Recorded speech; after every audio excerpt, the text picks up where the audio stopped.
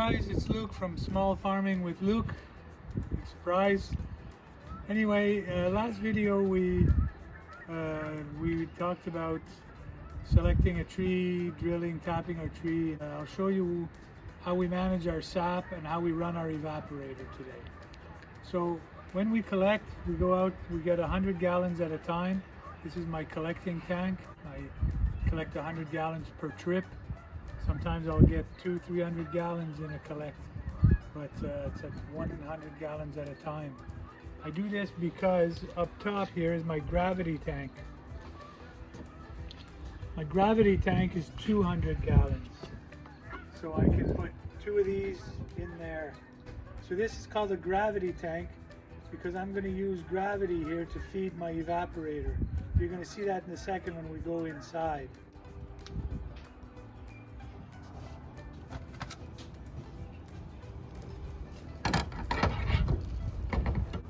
Don't stay out there. Come on in. I'll show you the evaporator.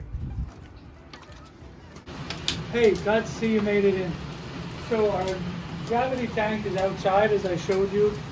Probably about this high, probably about 2.5 feet high, higher than the evaporator. It comes in from this pipe. It feeds this pan. This is my main evaporating pan. And the level in here is done automatically. You see the steam leaving. As the steam leaves, the volume reduces, and this float here, this float goes down, and I'm going to push down on it so that when this pan loses volume, this float system automatically feeds it, so I don't have to do anything. Gravity's doing it for me.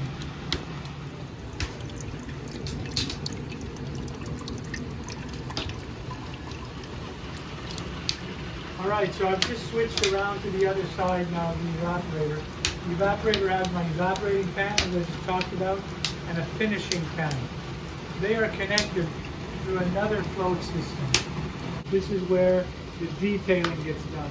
The bulk of the work is over here, the detailing is over here. But let me show you, because when the sap comes out of the tree, it's clear. And you can see it as it reduces, it turns that golden color. This is in my evaporating. In my finishing pan, there it is. It's starting to become syrup. As the sap evaporates and reduces and concentrates, it allows the temperature to rise.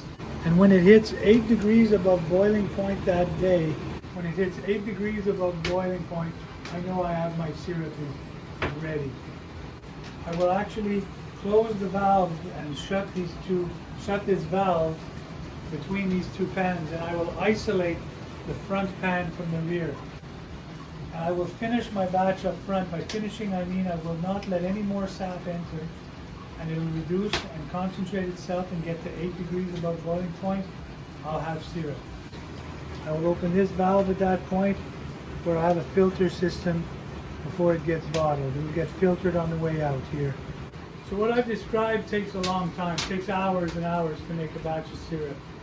So in the meantime, you sit here with your thoughts, read a book, sit with a friend, do something, but every 15 minutes I got to feed this animal here. I got to feed this, it's a wood-fired evaporator, and we have to feed him about every 15 minutes.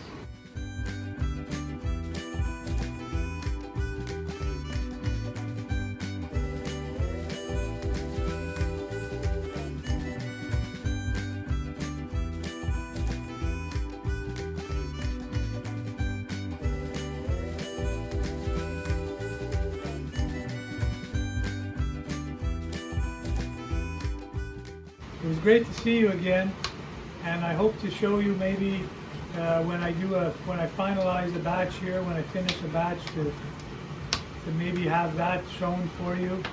I'm thinking about doing some horse logging video, harnessing horse, maybe the goats, felling trees. Send us a comment and tell me what you'd like to see about our activities here on the farm, and I'll see what I can do. Thanks for watching. Bye, everyone.